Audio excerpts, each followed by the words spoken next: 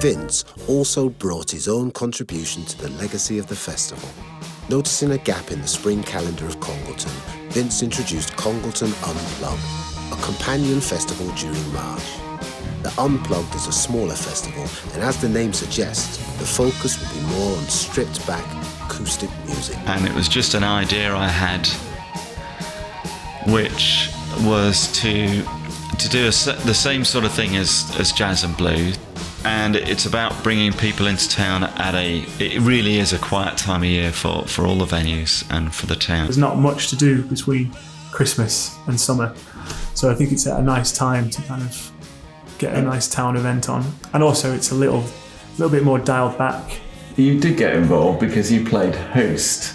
And Vince got me to host and look after one of the bands. Well, I did a really good job of hosting and got the keys to my friend's pub, and we all woke up on the floor in the pub on the Sunday morning, and they'd done a gig on the Saturday and then had to do the gig on the Sunday as well. I saw them on that Sunday. Yeah, they weren't quite as sharp as they had been on the Saturday. They were a little bit quieter. They've been kind of hanging off the ceiling the night before. I saw the video of them playing with spoons and all sorts of things. We put the river dance on and did dance, all got spoons and danced with spoons. No one really knows why. Yeah, then in the end we bought them all engraved spoons and sent them to them. It's a really magical night. Unplugged is it's kind of more our speed as a band, and then I've played it solo a few times as well, and that's kind of probably we fit more into that than as a title than jazz and blues.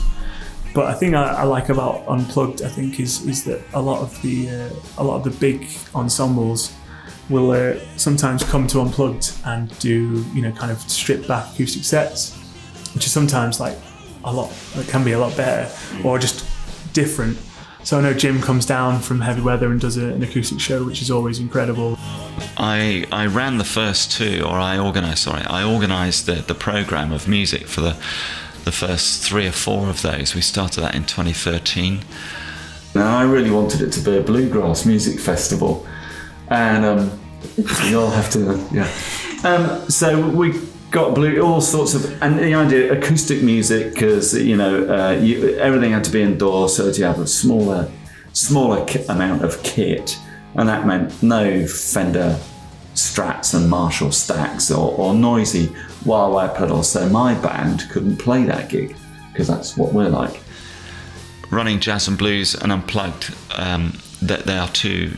Unplugged is a big festival in its own right, with sort of 45 gigs over 3 days, over a Friday night, a full day Saturday, and a Sunday, just a Sunday afternoon. It's such a big operation getting all the bands and the venues together for that. I've actually involved 2 local guys who run a music agency called Music Gopher. These guys bring in young artists, usually based around the Manchester or Northwest area. I would say, on balance, that Unplugged is perhaps more local in terms of where the acts come from, and slightly more indie in feel. So instead of being really a sort of cut down version of jazz and blues, it's a really highly energised music festival in its own right. We kind of recycle the artwork for the Unplugged festival, develop it slightly, recolour bits and pieces and play around with the elements, and we kind of reuse the same artwork. So the difference is you've got mainly, probably I suppose, a younger artist group, young professional artists waiting to they're on the treadmill of trying to get into the business. I think that Unplugged's amazing. I think it, just like the jazz and blues, it took a couple of years to get going. It's in a colder month and it's acoustic, and you can't get as many people into the venues, but I think we're there now. But the audience is just there to really have a good time. It's definitely grown quite significantly since that first year in 2013.